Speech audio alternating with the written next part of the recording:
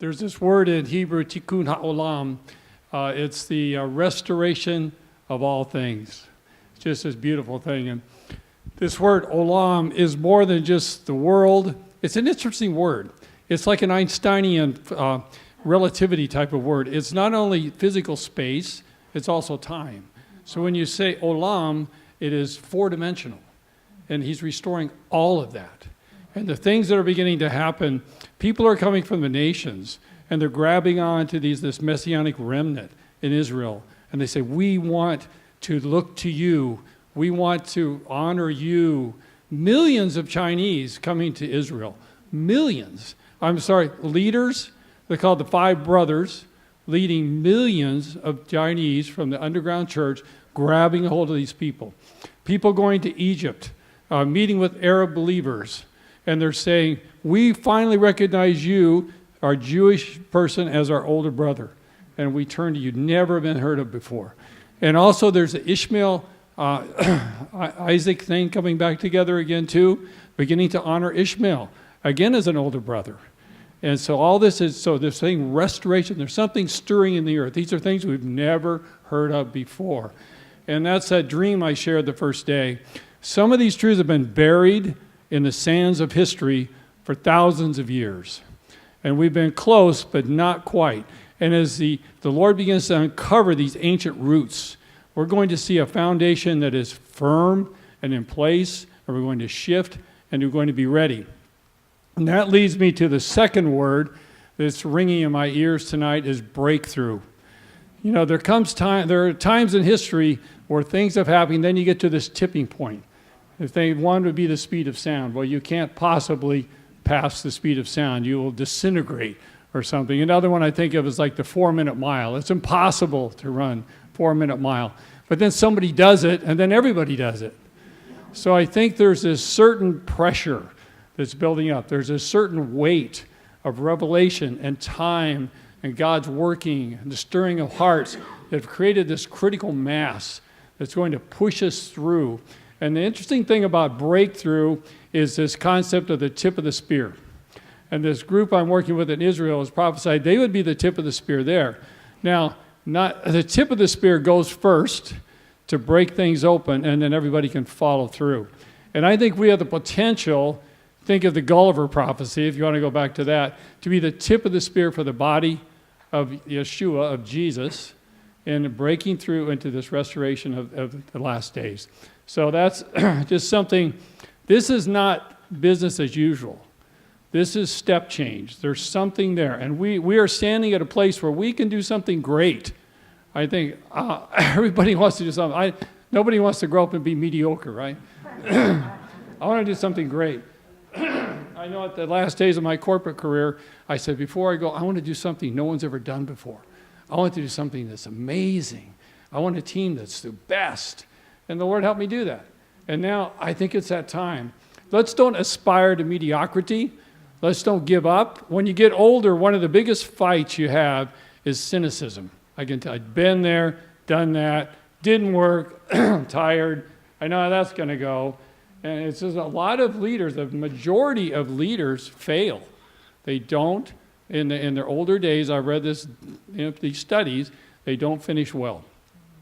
And I understand it now. And I don't want that to happen. This is the last arrow in my quiver, if you say so. I want to shoot this one well.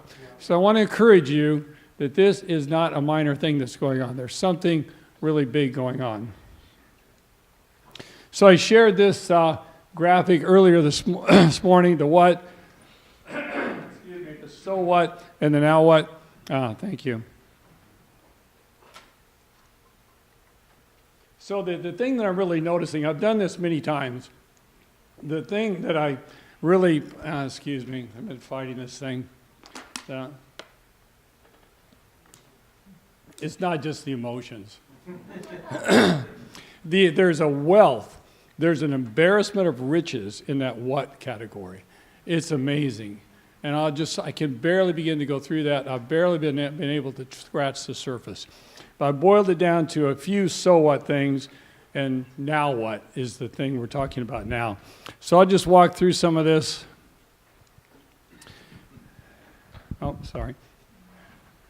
So we talked about the approach already. We just don't have to walk. Okay. So the what, again, is information. It's like the raw ore. And I shared the story of my sister living near a gold mine in Colorado. Every day, these huge dump trucks full of hundreds of tons of rocks go by. Okay, it's a pile of rocks, right? So this is the ore. It contains the gold. It's not the gold. If you don't process the ore, you end up with a pile of rocks. And you don't even know the treasure that's in there. It's hidden. So that's work. And a lot of times we don't like this work. The work of analysis, the work of seeking insight is hard work. I've never had a baby myself. I know it is impossible, but every time I do these kind of things, there's a birthing that takes place. I struggle and I fight and I wrestle so I can finally see what's in there. And a lot of times we're lazy. We think God will just tell us and he's going to lay it all out. Well, yeah, he gives you hints, he gives you truth, but he expects you to chase after that, fight with it, wrestle with it, squeeze out the truth, because it's the truth in concentrated form that's able to create something great. And so that's the work. So the so what is that whole thing to create insights. But as I said this morning, insight is gold, but insight's not the last step. If you stop with the gold, you just have some beautiful stuff. You have to buy something with it. So what do you want to buy with that gold? It's that creation process. Isn't that amazing? We're made in the image of God. We can create. We can bring and make something out of nothing, so to speak. Obviously not literally nothing, but that is the amazing thing about us. And so that creation process involves a strategy, which is just a basic methodology for solving a problem, a plan, how are you going to go about it. Implementation, this is the bad part. You have to actually do something. That's where it gets hard. We're looking for results, as we said this morning, and then there is a process for doing this, but I'm not going to go into that today. So anyway, this is where this is what we went through. So that's sort of a summary. And then go back here. I wanted to show you some of the things we've found so far. So I took all the things from today and put them together into this what thing. And this is a ridiculously long list of things. So I can't begin to go through all these. The ones in gray we already went through this morning, so I won't repeat them. We get down here, and I'll just quickly fly by these. This is so rich, and this is part of the implications, some of the gold I see out of this, and as a preview to that, this is ridiculously rich. We do not lack anything needed to create something great. The ingredients are here, it's waiting for a recipe. That's all it is. How do we bring these ingredients together into something great? And there's something to do with that that's wonderful, and there's something to do with that is frightening. Because when you have knowledge and don't act upon it, it's not good. There's a responsibility. We get in the church, we often say, oh, that was so cool. What a great thing that was. Wow. Well, it's not if you don't obey it. And that's a hard part. So just to go through some of these, Satan will do anything to confront God's work. This thing, the moment you receive Jesus as your Lord and Savior, you are in full-time ministry. Wow. Vocation is our calling. The workplace is our mission field. God owns your business. He owns your life. God uses challenges to refine our character. I think it was Chris that said that. He went through these things. I wouldn't be who I am today if it wouldn't have been for horrible challenges I went through. Almost killed me. I mean, literally almost killed me. And so if it weren't for those challenges, I wouldn't be what I am today. But I can say, as Chris said, I really don't want to go through that again. I hope I learned. It hurts. This one, we must learn to submit to authority. That was really powerful. Repentance. This transformation occurs at the speed of relationship. Isn't that a powerful statement that was made today? I think I said a couple, no, we'll hit that later. When we ignore any of the gifts, the church loses its power to heal. Isn't that well said? You have to have all of the gifts in there. Prayer is the rocket fuel that takes us to new heights in our workplace. We must be authentic and real in order to impact the millennials. Our old religiosity will not do. Isn't that good? Connecting with certain people can jumpstart our future paths. That's beautiful. That's this graphic, right? We can be equipped, but if we don't get moving, it leads to stagnation and constipation. That's pretty good. Takes men and women. We must be the sort of society that will offer a glimpse of God's kingdom. Oh, there's so much here.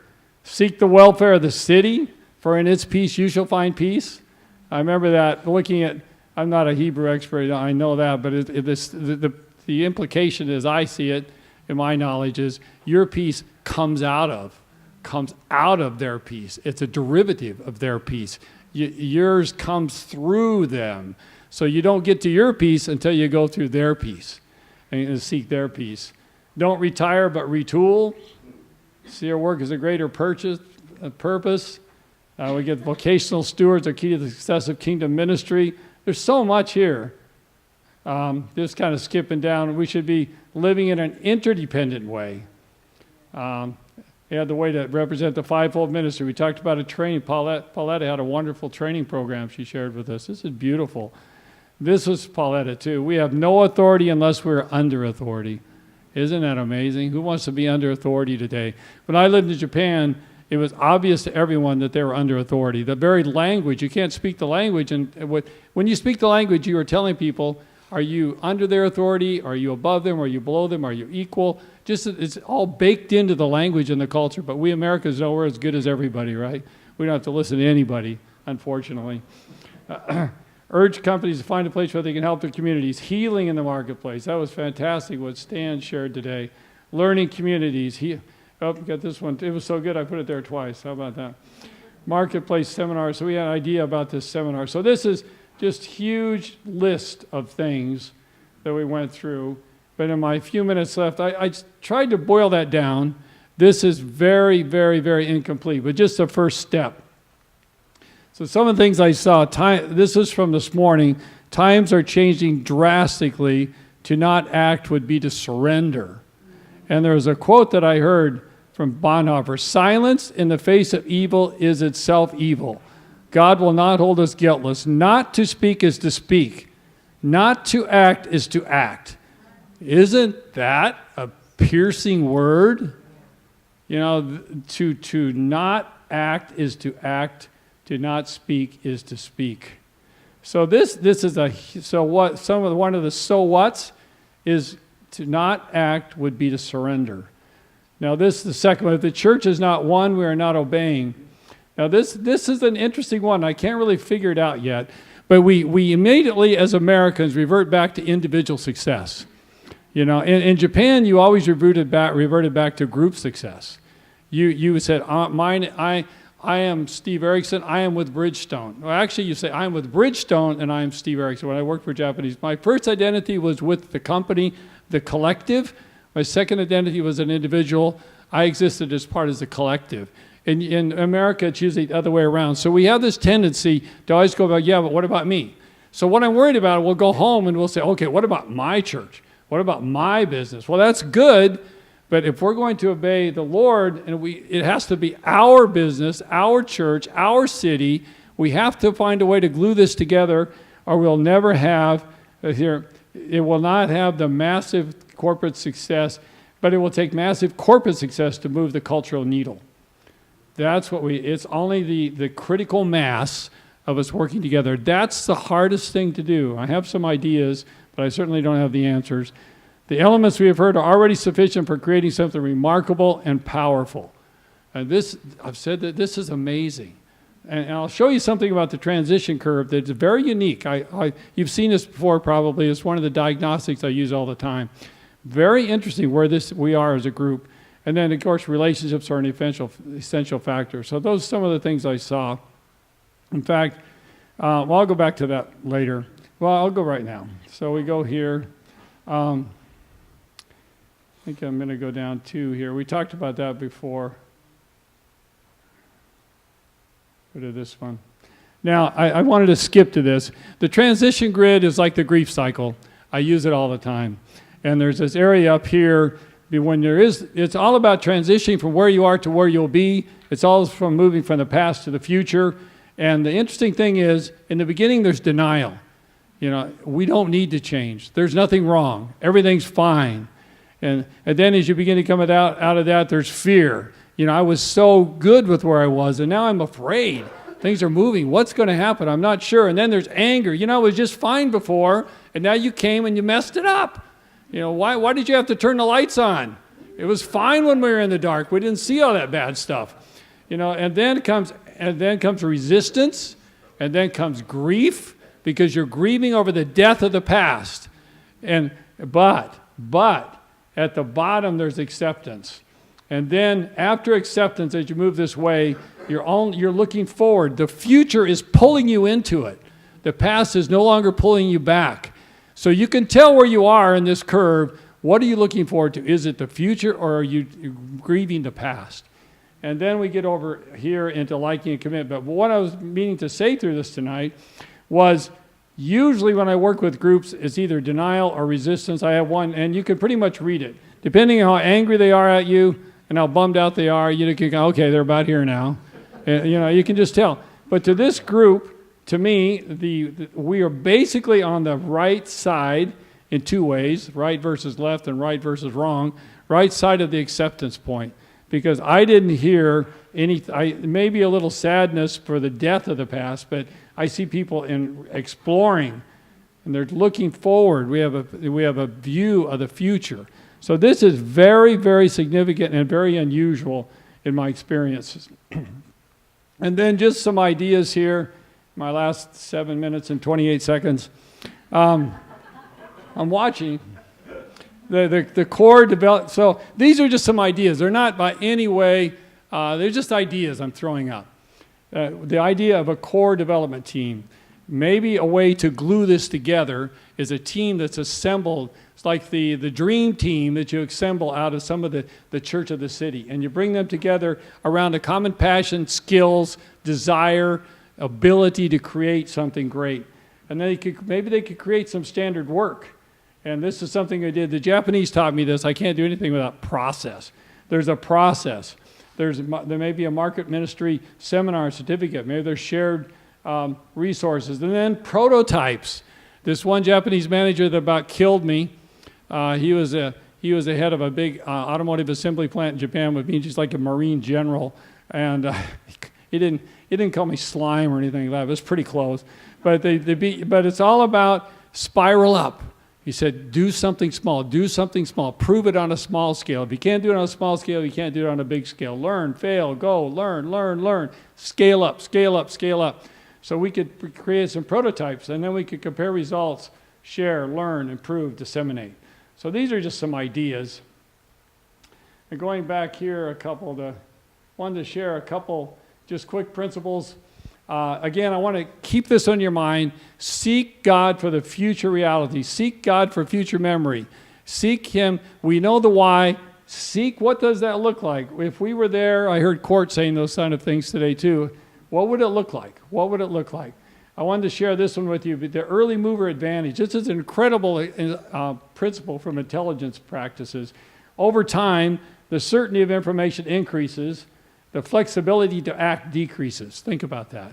So if you wait long enough, you have 100% certainty and 0% flexibility. So that's like when the airplanes hit the tower, you were 100% certain of what was going to happen, and you had 0 things you could do about it. And so intelligence, looking forward into the future, gives you an advantage, a first move, because the sooner you use these principles, with less certainty of information, you can act while you still have flexibility and still get the results you're looking for.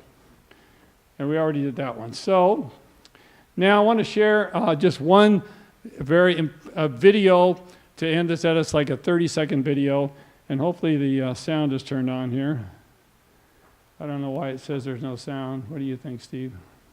But anyway, the first character in this video is the old way. It's represented by this gazelle, very fast, could run 50 miles an hour, very lovable, and very vulnerable. And so I said, this is like the current state of the church. It's so sweet. We've loved it. We've known all these years. Isn't it great? This little thing is so good, But then all of a sudden comes along the coming challenges. This is the cheetah. Cheetah, 70. So the gazelle was fast, but not fast enough. A 20-mile-an-hour problem there. Very strong, and what Wikipedia said was takes advantage of its victim's breathlessness and steadiness at high speeds. And then you have a third character in this video. Who would that be? Well, that's you. All right. So there's a huge challenge, late in the game, supernaturally equipped, and critical role to play. So we'll see if this actually works. So here we have, look at the old way is in serious trouble. The new challenges are back. Oh no, it's over. But wait, here you come. It's coming. All right. You saved it. Yes. And the new challenges didn't know what hit it. Now, what was that? So that's what this is all about. You can be that couch potato that can pull this one out. So let's get it done. Thank you.